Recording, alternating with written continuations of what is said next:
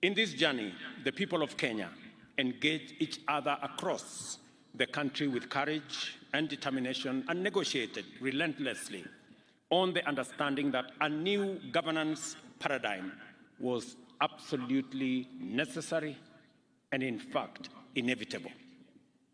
As we reflect and reminisce about constitution making, one thing becomes absolutely clear. In all the bargainings, horse trading, deal-making, and consensus building that went into the various processes which contributed to the development of the drafts that formed the basis of the ultimate document, the citizens of Kenya were emphatic, persistent, and unequivocal about one thing: that decentralization, sharing and devolution of power and resources, decentralization, sharing and devolution of power and resources was both overdue and, in fact, it was non-negotiable. And that was agreed across the country. As the Latin proverb goes, the voice of the people is the voice of God. Based on this unambiguous imperative from the people, leaders exercised very limited authority to debate and negotiate the modalities of instituting effective devolution that would actualize the people's and most cherished aspiration of devolution. In other words, the question was never whether devolution would happen, but only in what form. The drive to devolve stemmed from the bitter experience of extractive colonial institutions, which invested heavily in the White Highlands and brutally neglected elsewhere. This practice found expression in the National Economic Planning and Development Policy promulgated shortly after independence, which formalized inequalities and marginalization and led to the emergence of zero-sum politics and gross inequality in the allocation of public resources that informed our early years of our nationhood. This resulted in underdevelopment and economic stagnation, weakening of nationhood through strained bonds of cohesion and common endeavor, and a torn social fabric. Kenyans knew what the problem was, and as well, they knew what was the cause. This is the reason for the unanimous insistence on decentralization and sharing across the country. I therefore recall engaging with my parliamentary colleagues over a protracted period about how many levels of decentralization there would be and how many territorial or geographical units of devolved governance we would need. Some people went for 4 levels of governance, while others preferred only 2.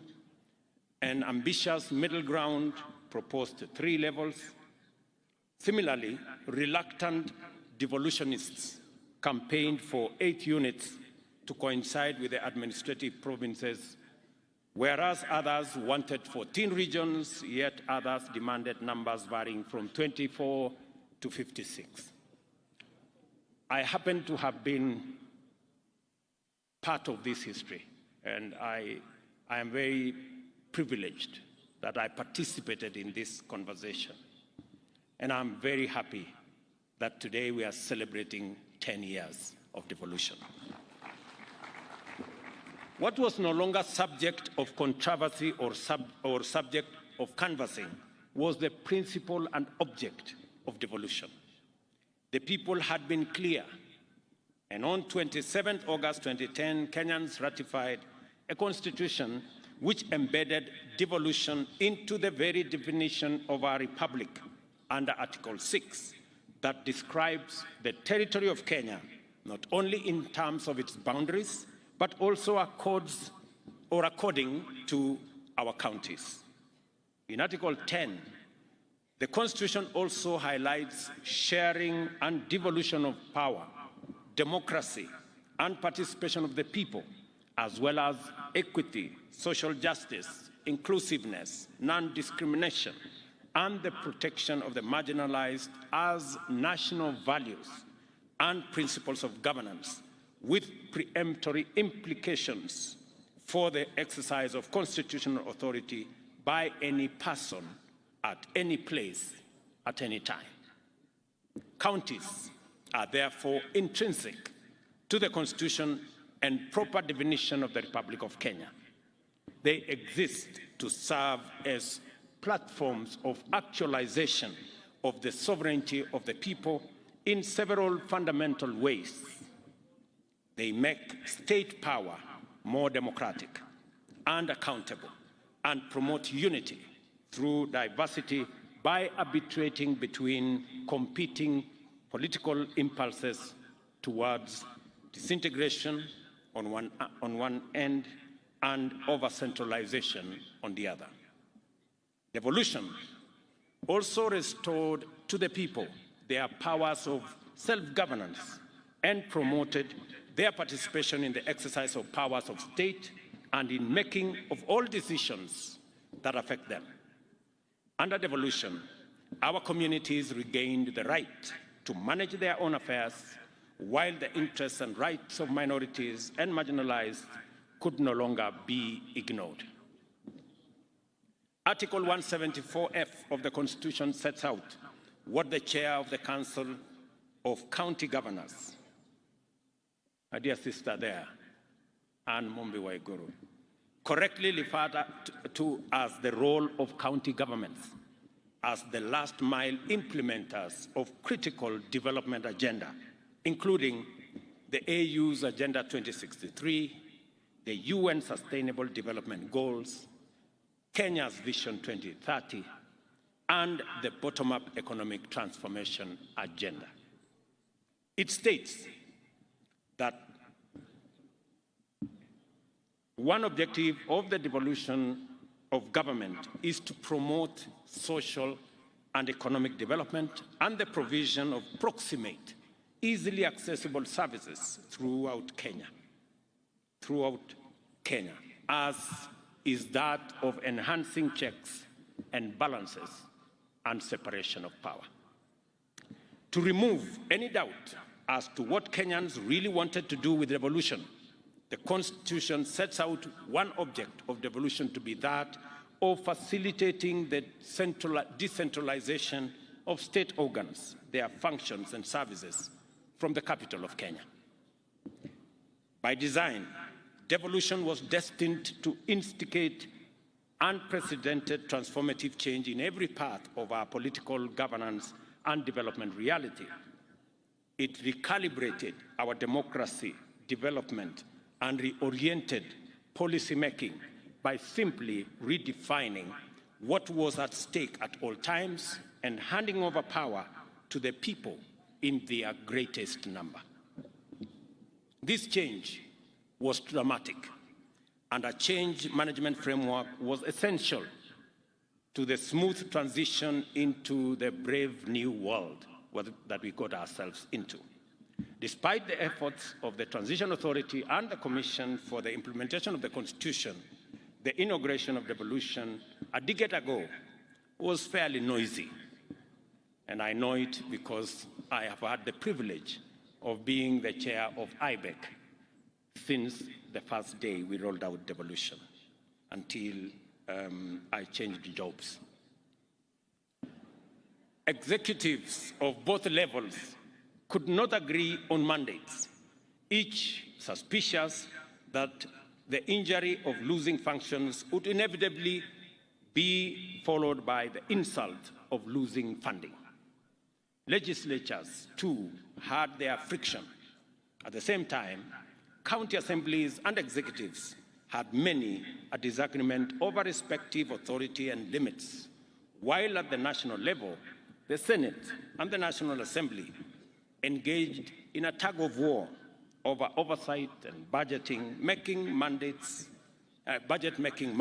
even as both eyed the national executive with restless suspicion. It was suspected by the National Assembly we were also suspected by the Senate. So we didn't have many friends. The Council of Governors quickly emerged as a forceful champion of quick and total devolution, challenging elements in the national government which were still reluctant to let go of many powerful functions. I remember we had in the law a period of 3 years to transfer functions, but we transferred almost 90% of the functions in the first year. And many people thought we didn't make the right decision. With the benefit of hindsight today, I think we made the right decision to accelerate the devolution of functions because it gave county governments the opportunity to develop the capacities to be able to appropriate those functions and take over their mandates. Those were very hard times because I remember them.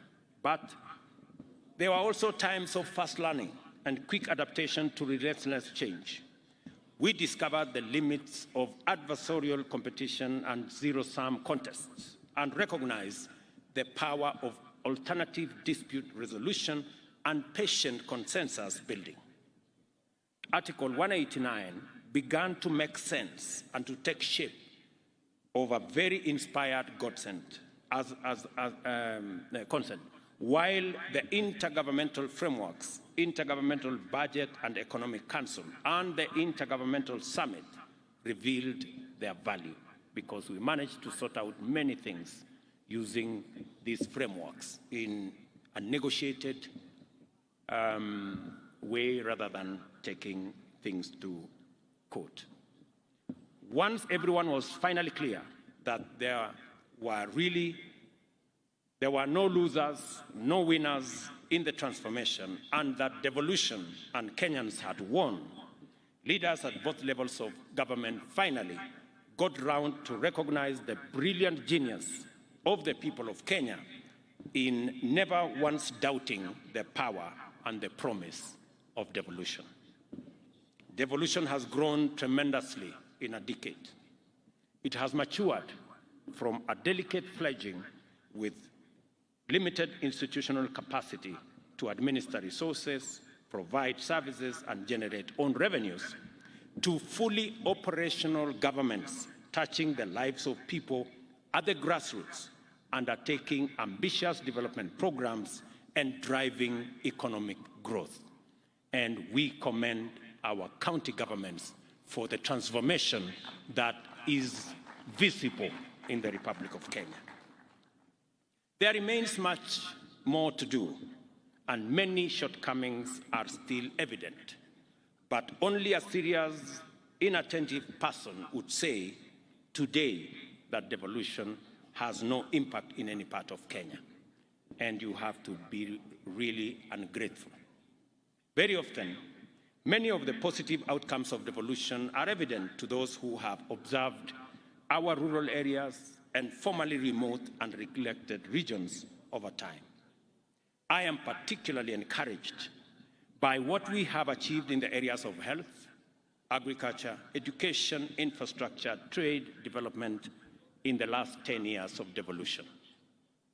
It is true that devolution has encountered setbacks owing to poor coordination, administrative rigidities, and inefficiencies, which have suppressed effective performance. At the same time, there remains capacity shortfalls, which also contribute to suboptimal performance and frequently poor to absent implementation of policies, programs, and projects. It cannot be denied that on the whole, the management of the equitable allocation framework can do with a timely and more efficient administration. Delays in disbursing allocation to counties have tremendous negative effects which cascade all the way to the households at grassroots level, leading to poor outcomes in many sectors.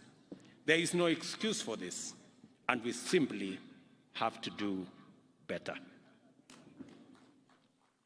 As has been said here evidently, and as I made a commitment, there are three fundamental issues that inform this particular assertion. Number one, we made a commitment that we are going to analyze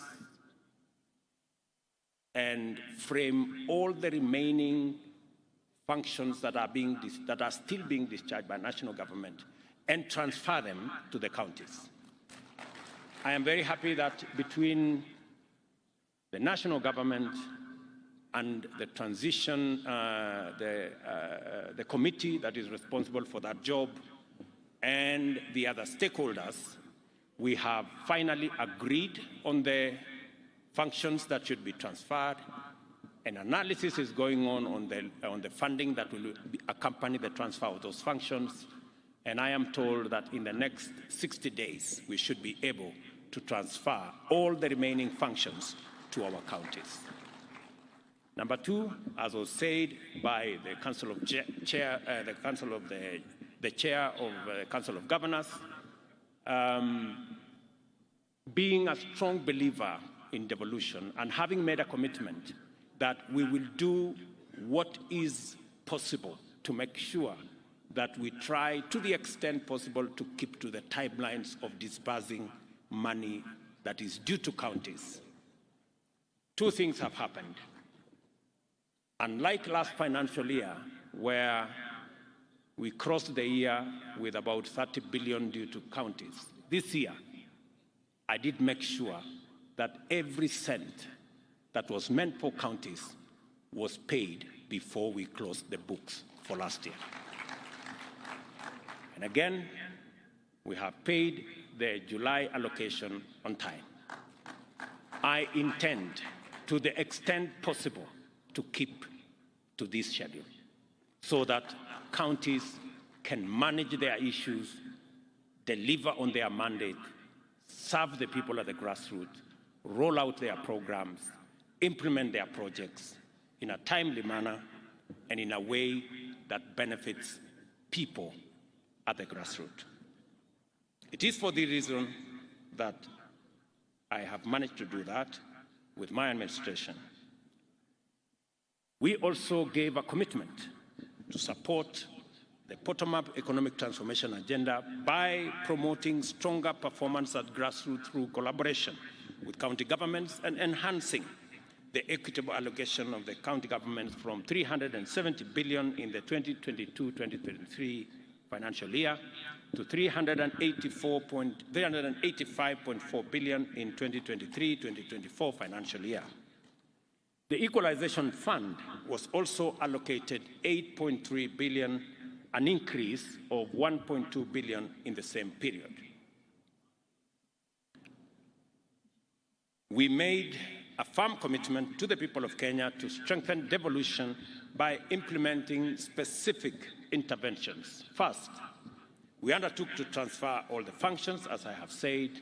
Second, we pledged to implement a framework that ensures national agencies carry out devolved or shared mandates, operate a funding followed functions principle with respect to devolved functions, which I have said we will roll out in the next 2 months. Additionally, we promise to support county governments in improving their capacity to generate their own income and reduce over-reliance of transfers from the national government.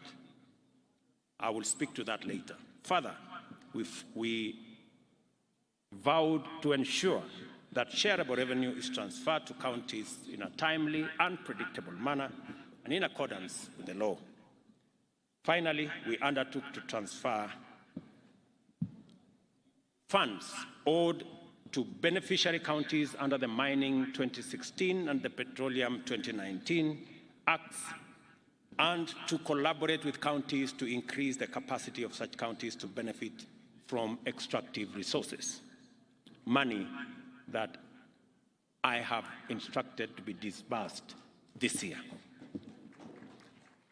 We recognize that the bottom-up economic transformation agenda will achieve its highest potential and lift up the highest number of people if we focus thoroughly on collaboration with county governments in order to empower them as the stewards of development at the grassroots or at the bottom, as it were.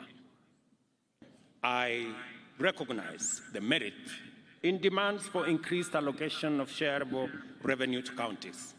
I also realize that even if devolution is, by law, a two-tier affair, it should, in practice, reach the lowest and smallest possible unit of political organization. Under the principle of subsidiarity, the ward must in time become a central driver of bottom-up economic transformation. I am also in support of taking devolution to its fullest extent. I thank the Council of Governors for the well-organized format of this conference, and I know the Chair has mentioned two other things, apart from what I have mentioned, the issue of making county assemblies truly independent and financially so. I think that is an aspiration, and that is a concept that I share, and we will work with the necessary stakeholders and institutions to make sure that the Senate provides the framework for the independence of our county assemblies so that they can have their independent votes. I know a matter has been also raised about salaries and allowances. That is a very difficult one, I must admit, because the balance is between increasing the salaries of those of us who have jobs or creating opportunities for the 4 or 5 million who do not have a job. That is the conversation we must have. So it is quite a balance, you agree. So hapo iko kizungumkuti kidogo na tutaongea. What I want to promise you is that we are going to work with all the institutions, because I have requested SRC to give us a proper advisory on the matters of salaries and wages. It is a subject that, as a country, we must confront. We must know that from the president to the assistant at the office, we all work for the people of Kenya. We live in the same country. We take our kids to school. We provide for their upkeep, provide for their food. We pay the hospital bills, all of us.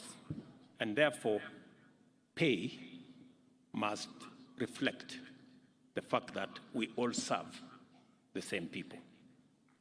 And we have come to discover, for example, that there are people who have awarded themselves salaries. People in some parastatals, people in some other institutions who earn more than the president. And you ask yourself, what is this job this fellow is doing? That is so, so there is a conversation we are going to have. So I want to tell my county members of county assembly, that is a conversation we are going to have, and you are going to be treated the same way members of parliament who are serving in the legislature will be treated. I further commend the organizers of this meeting for clarity of purpose with which they develop the headlines and the themes therein. It is time for us as a country to shift the gear into implementing devolution over the next decade. The authors and beneficiaries of devolution, who are also our sovereign employers, demand and deserve the highest possible value for their resources, which must be delivered without fail. It is therefore time to take measures to enhance efficiency and effectiveness and ensure that, with respect to every policy, program, and project, the highest standards are achieved consistently.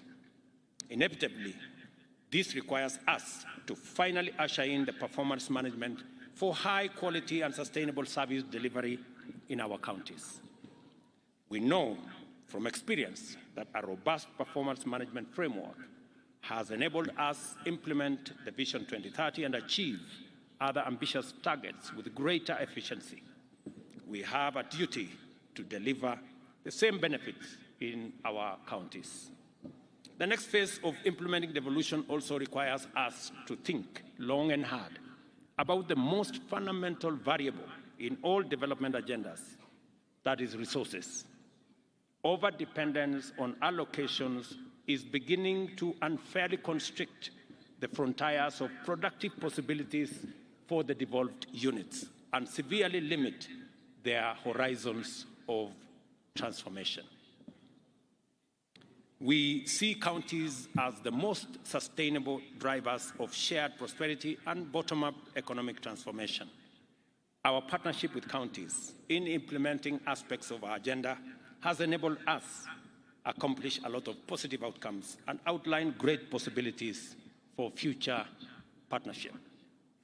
The micro and small and medium enterprise sector, jua kali, and other informal hustles, agriculture, livestock, fisheries, beekeeping, and other economic activities can be transformed by increased support from county governments into sustainable pathways to higher earnings, wealth creation, and poverty reduction.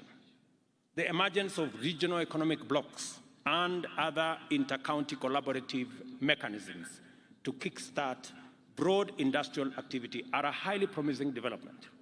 The possibility of consolidation and joint exploitation of opportunities also makes it possible to package competitive opportunities for local and international investors. All these opportunities have significant positive implications for county revenues and therefore revenues available for counties to implement transformation on a more ambitious scale. Of course, I must not forget to acknowledge the role played by our development partners, local and international investors, philanthropies, civil society, and other action groups, as well as volunteers and well-wishers who continue to support devolution and devolved governments. One of the purposes of devolution was not only to enhance participation and inclusion by promoting diversity, it was also to make marginalized communities and minorities to be centralized in our democracy and to be properly represented and have opportunities to participate and benefit from it. We must therefore remain vigilant to ensure that this critical imperative is realized and to be ready to undertake robust affirmative action to protect women, to protect youth, the disabled, as well as minorities and marginalized people.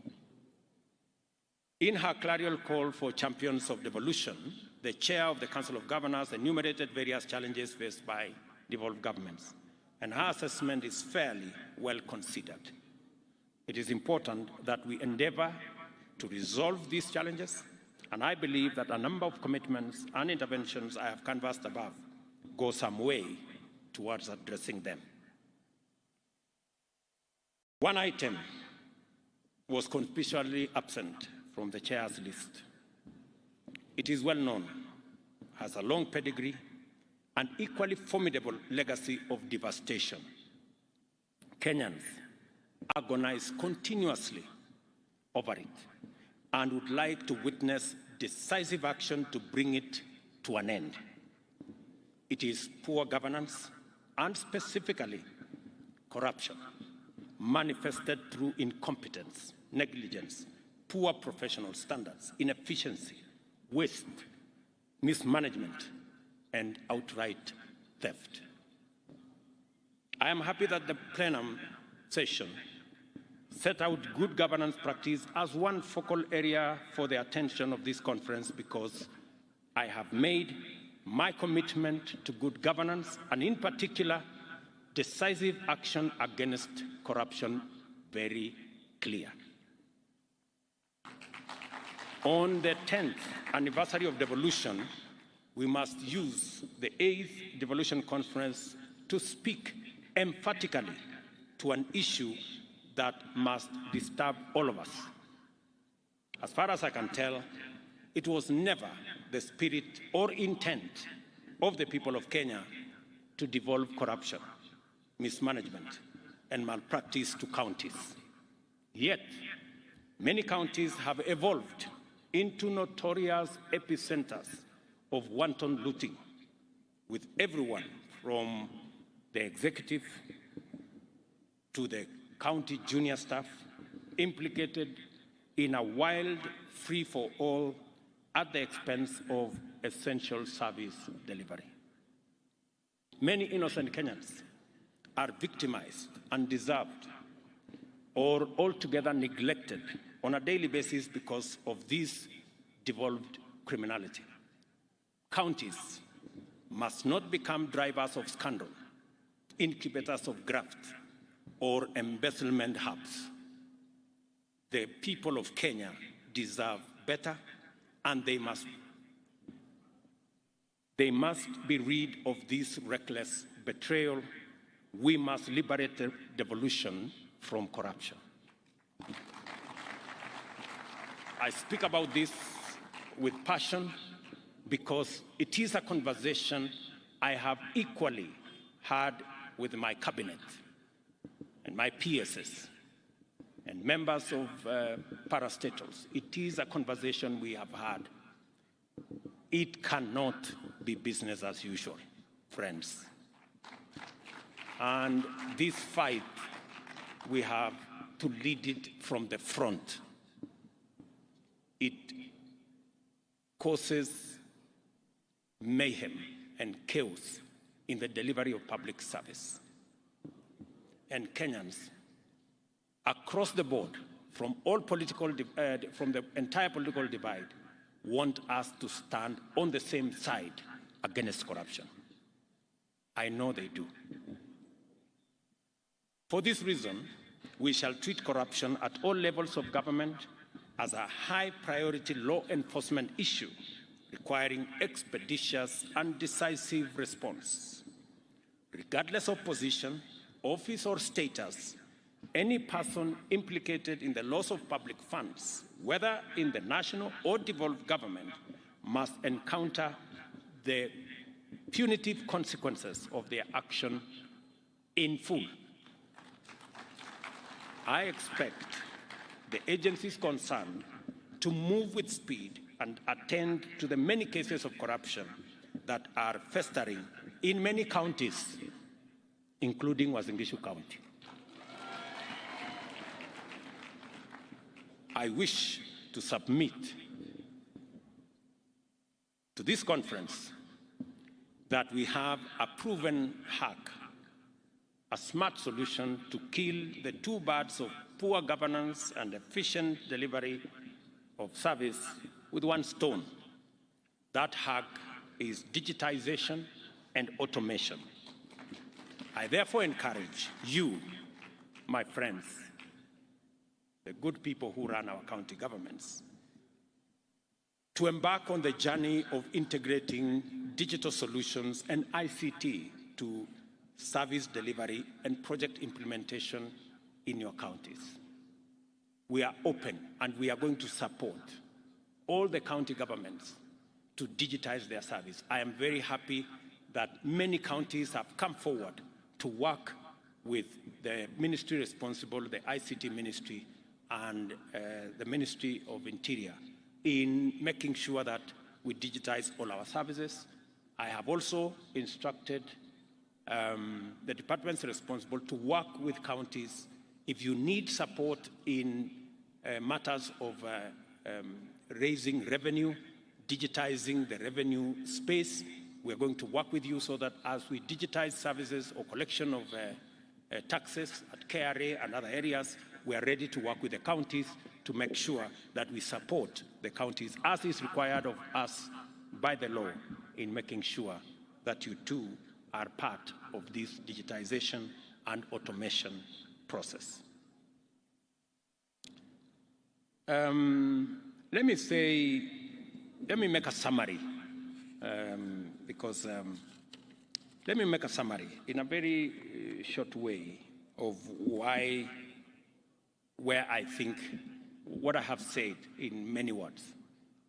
There are 5 points which I want to put across to my friends, leaders who are here. I know we have ministers here, we have governors here, and all our executives are here. We have PSS, we have CEOs, we have CECs, we have very senior staff from all our counties. It is said that you cannot do the same thing in the same way over and over and expect different results. It is actually a streak of madness if you expect anything different. So, as a country, we have a historic moment to take this country to the next level. I want to persuade governors who are here. We have a historic moment. I want to persuade ministers who are here and Kenyans who are listening to us. We have a historic moment as a nation to change the trajectory of our nation and to unlock the great potential that Kenya has always been and make it a reality for our people. And we just need to do a couple of things. Let me just give a few examples. Today, we import 520 billion of food items every year. Every year, from edible oil to wheat, to sugar, to rice, things that we can produce in Kenya. We must undertake, my buddies, governors, we must agree that it is time. We have the human capital, we have the resources, we have the land to produce all these items in Kenya, save ourselves foreign exchange, improve the earnings of our farmers, and improve the general wealth of our population. Because this 520 billion is a market that we don't have to look for. It is a market that is already in Kenya. All we need to do is to produce and satisfy that market. So, edible oil, for example. I have had a conversation with many governors. I last had the last conversation with Governor Wanga from Homa Bay. We've had this conversation from Migori, Homa Bay, Kisumu, Siaya, Busia, Kakamega, Bungoma. We are spending 120 billion every year to import edible oil. We can produce this edible oil in Kenya. Those 6 counties, including the ones at the coast, from Lamu, Tana River, Kilifi, a bit of Mombasa, and Kwale, we can produce. And we are now working on a program, and I want to ask my friends, the governors, to work with us so that we can stop importing products that our farmers can produce. Palm oil is one space we're going to work on with you. We have already identified where we are going to get the seeds. We want to work with you to get the farmers, to get the areas. We've already done a bit of work in that space, number 1. Number 2, sunflower. We are already importing seeds, 200,000 tons. We want to begin the planting. We have identified the counties, we've sensitized the counties to begin in October to plant for sunflower. Go down to canola, go down to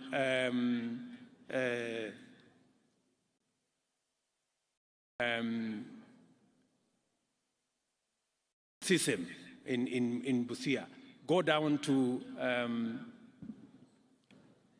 what is that other? Groundnuts and the rest of them. We have all that space to produce edible oil in Kenya. I want to encourage the counties who are here to work with us. Collaboratively, we are going to unlock a huge potential. Rice is one such. We have 120,000 acres in Tana River. We have an extra 20,000 acres in Kirinyaga. We have almost 20,000 acres in Busia. We have another 20,000 acres in Ahero. We have almost 30,000 acres in Kucha. I think that must be in Migori. With 200,000 acres, we can produce 800,000 tons of all the rice that we today pay 70 billion shillings every year to import.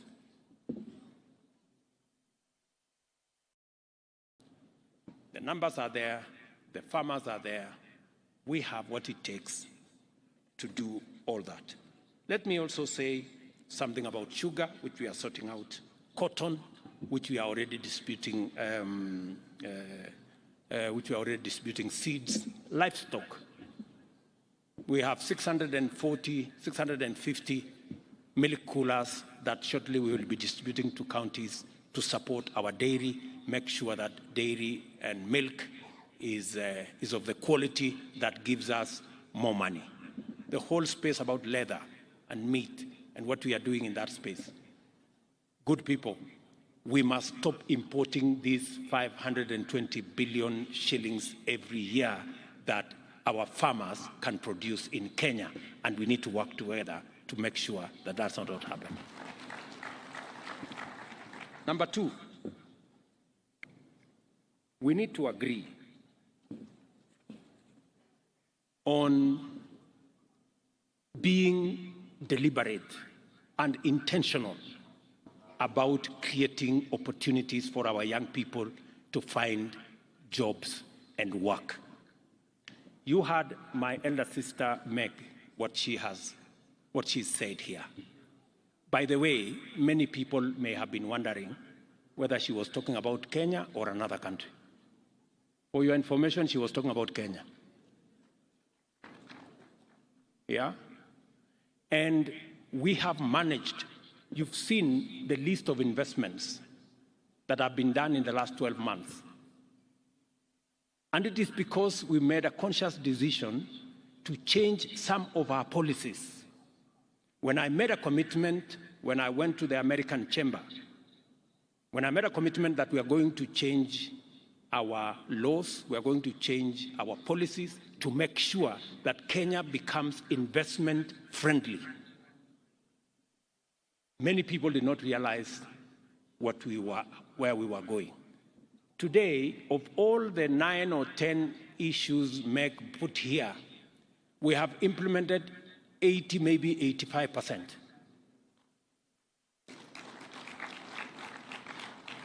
We are remaining with 1 or 2, which take a bit longer. And with that, we have seen an investment of close to beyond 200 billion in just the last 12 months in our country to create opportunities for jobs, to drive away poverty. We must be intentional, my governors. We must be intentional about creating opportunities for young people in Kenya, for Kenyans to have access to work. That is why we are rolling out housing. And I am very happy we have a partnership with counties on matters of housing, because our intention is to create 1 million jobs from our housing plan. Number 2, we are targeting, because when you heard the American ambassador say, companies are giving accounts, witness accounts, that our Kenyan workforce, human capital, is the best globally. We must be deliberate about how do we harness this world-class human capital to drive our economy and to drive our progress. How do we do it? Number one, we made a conscious decision this year that we are going to invest more in sharpening that human capital by investing more in education. It is the reason why our budget this year on education went to 630 billion, the highest in the history of Kenya. Because that human capital cannot become what it is unless it is sharpened using training, education, knowledge acquisition. It is the reason why we have hired 56,000 teachers. It is the reason why we have changed our funding model so that we make sure that it delivers much more accurately on the aspirations that we are looking for, on the skills that we are looking for. But we must be intentional about, as we invest in education and training of our human capital, we must be intentional on when they leave school and college and university, we must also be intentional on job creation. And for the first time, that is what we have done. We have been intentional. That is why we have the housing fund, so that we can generate 1 million jobs using our housing plan, number one. Number two, that is why we are intentional about digital jobs. You heard the earlier presentations here. We intend to create another 1 million jobs in the digital space. That is why we are going to be investing in at least an ICT hub in every ward. I want MCAs to listen to me.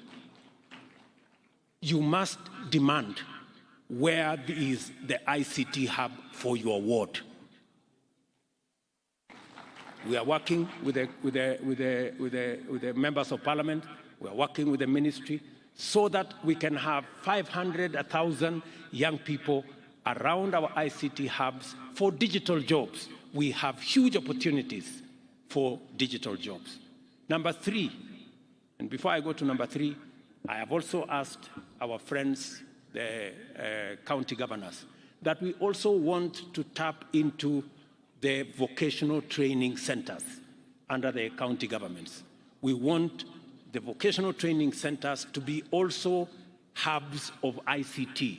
We would want to invest in at least an ICT hub in every vocational training center, so that again, we can train more, we can use technology, so that this world-class human capital we have can work for the globe.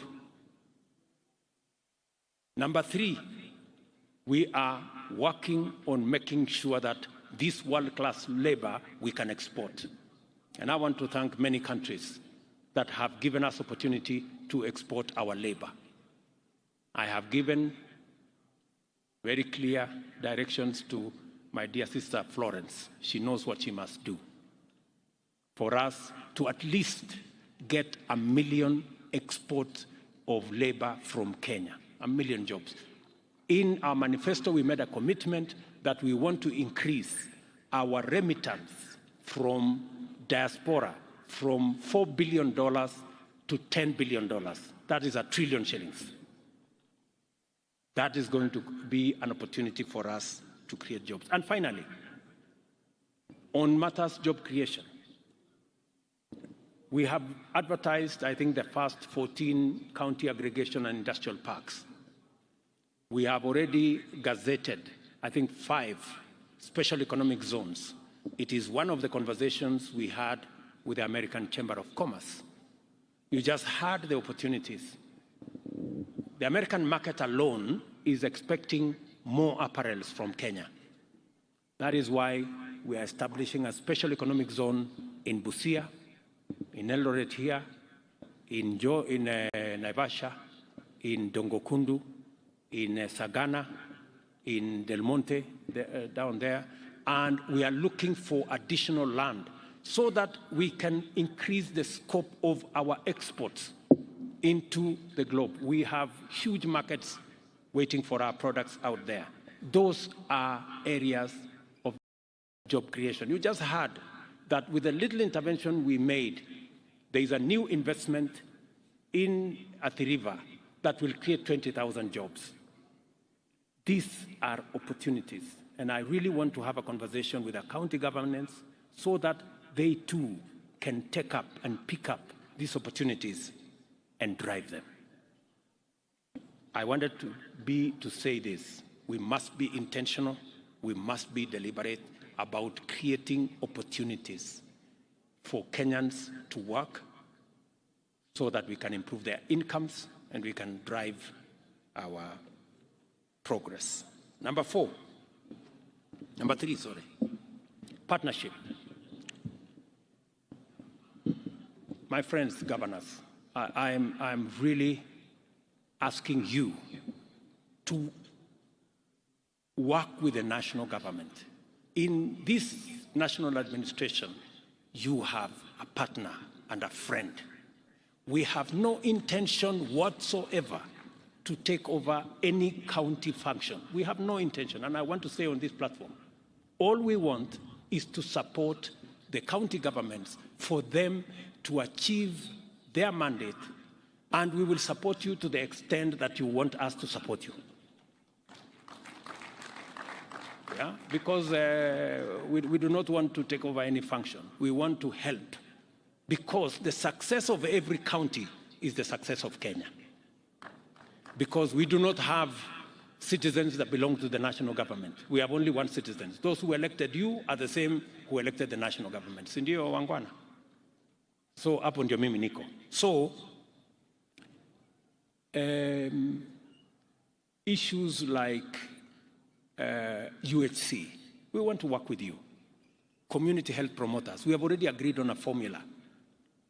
We will co-fund the 100,000 community health promoters. We are going to equip them as national government. We are going to work together to make sure that delivery of health products, health services is efficient and reaches the last mile, and counties are best placed to do that. We need to work together on markets. As you have seen, markets is run by counties. But as we also know, in my campaign, Mama Mboga was front and center of my campaign. I simply cannot walk away from them. So I have to build these markets. And we intend to build 400 markets across Kenya, maybe 500. We're going to spend about 20 billion in building the markets. The markets will be handed over to the counties. You guys will run the markets the way you want. You will decide who is in those markets. You will discuss with us. And I'm looking for a partnership with you so that if you want to improve on the design, I am ready. If you want to improve some of the funding, I am ready. If you want us to change from here to there, sawa. Lakini soko tujenge, because I saw in the presentation here, the women are saying walikuwa wanalimwa na jua. So nitawasaidia kupanga kuweka shade everywhere na kupanga hiyo kuweka mahali iko stima, mahali iko nini. Let's work together. Let's also work together on matters to do with county aggregation and industrial parks. I must congratulate counties. We have a fantastic working relationship on county aggregation and industrial parks. They will be managed by counties. We will co-fund, and they will run with it in terms of agro-processing, value addition, manufacturing around that space. We need to work together on distribution of fertilizer. I must commend many counties who have worked with us in providing the last mile delivery.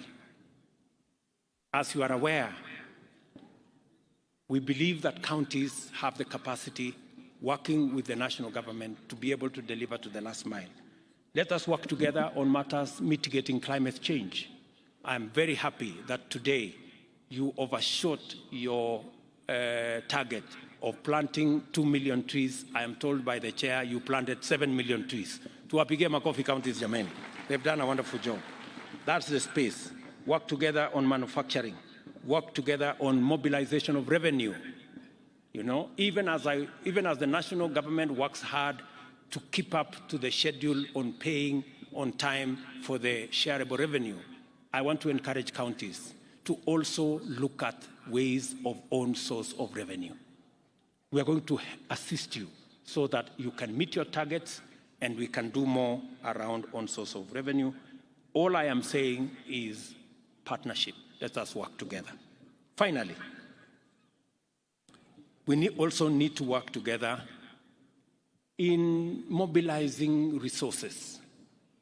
As you are aware, we have made the conscious decision that we are not going to run our development, the affairs of our country, by borrowing debt left, right, and center. We are going to raise local resources. We need to work together to build local resources, to raise local revenue. We're going to work hard as national government. We are professionalizing KRA to raise more money. We are digitizing so that we can eliminate areas of pilferage. We are increasing, as I made a commitment to this country, that we are going to be a country that is focused on saving. For a very long time, we ignored the saving component. That is why, as a percentage of GDP, we are among the lowest globally. We are at less than 10%.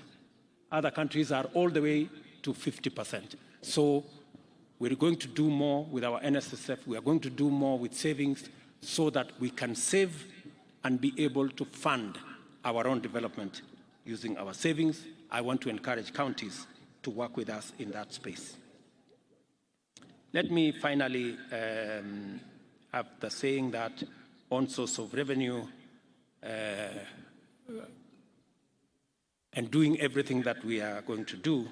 The fifth thing I want us to talk about, finally, to agree on, is on the subject I already mentioned of corruption. Good people, it is not going to be business as usual. I want to say this with clarity. It is not going to be business as usual. It cannot be the case that we lose revenue, that we cannot deliver public service because a few people decided to go away with public money.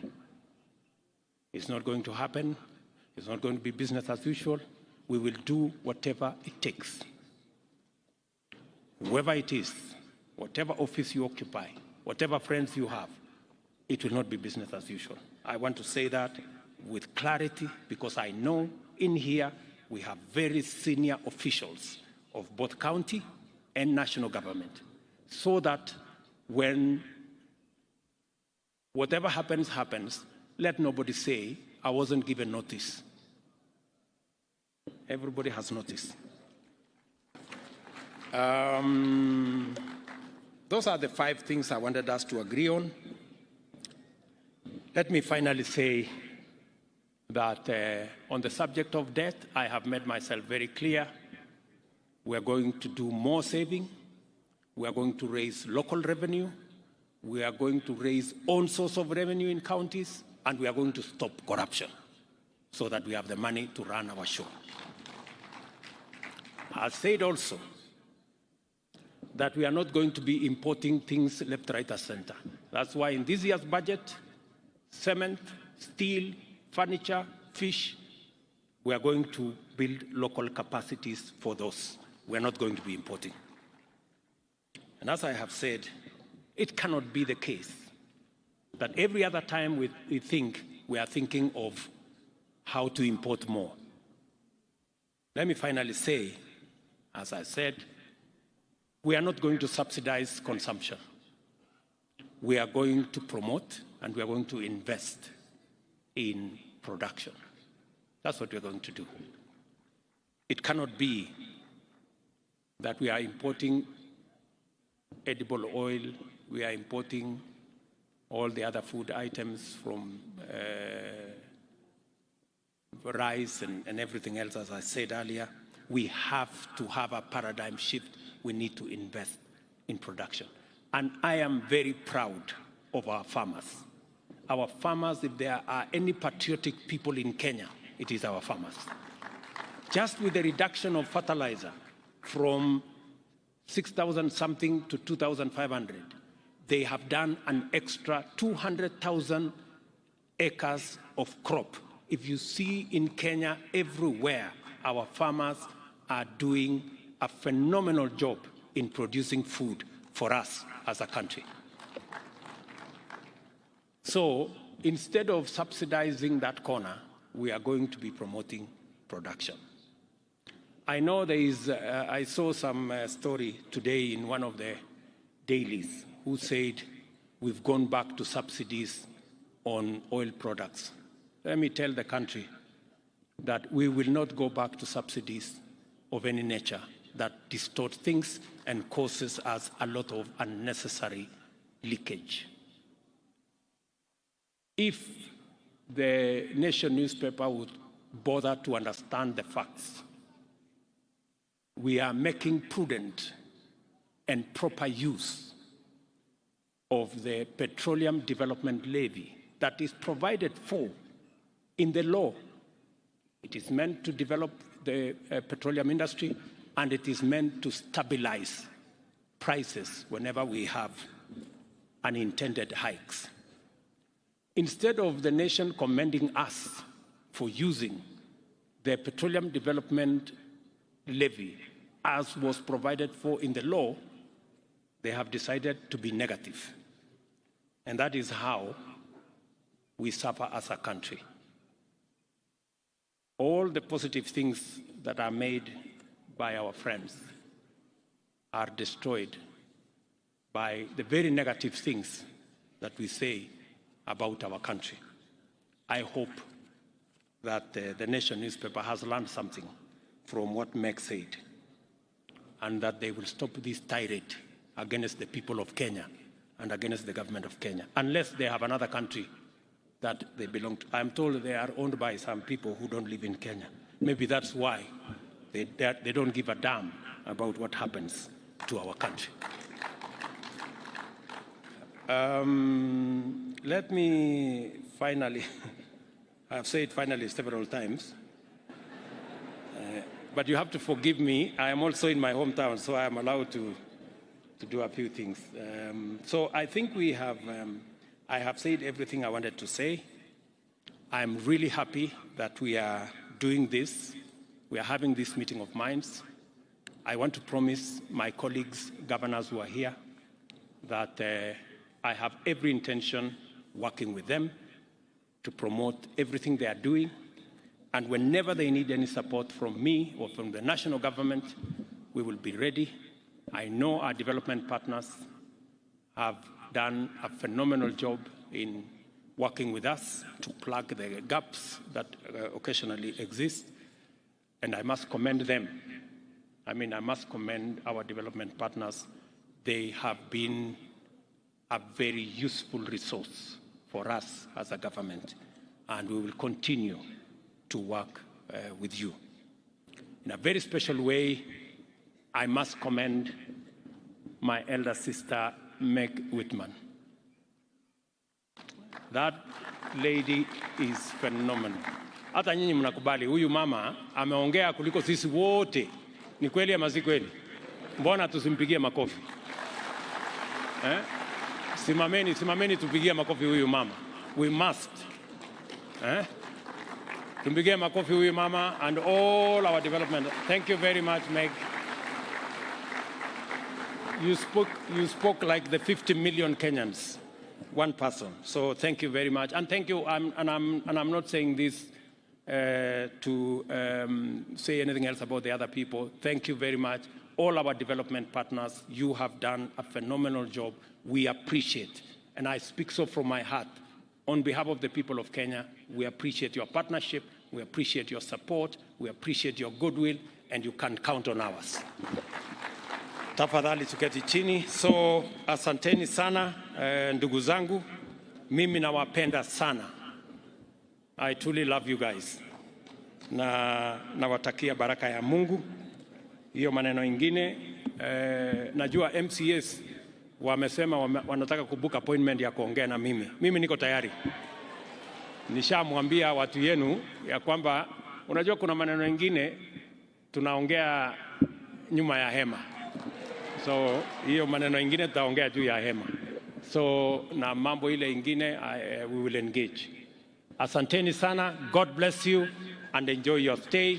It is now my duty to declare the 10 years of devolution officially launched, and I wish you wonderful deliberations, and I look forward to receiving a report of the great job that you will do in the next 3 days. Asanteni sana.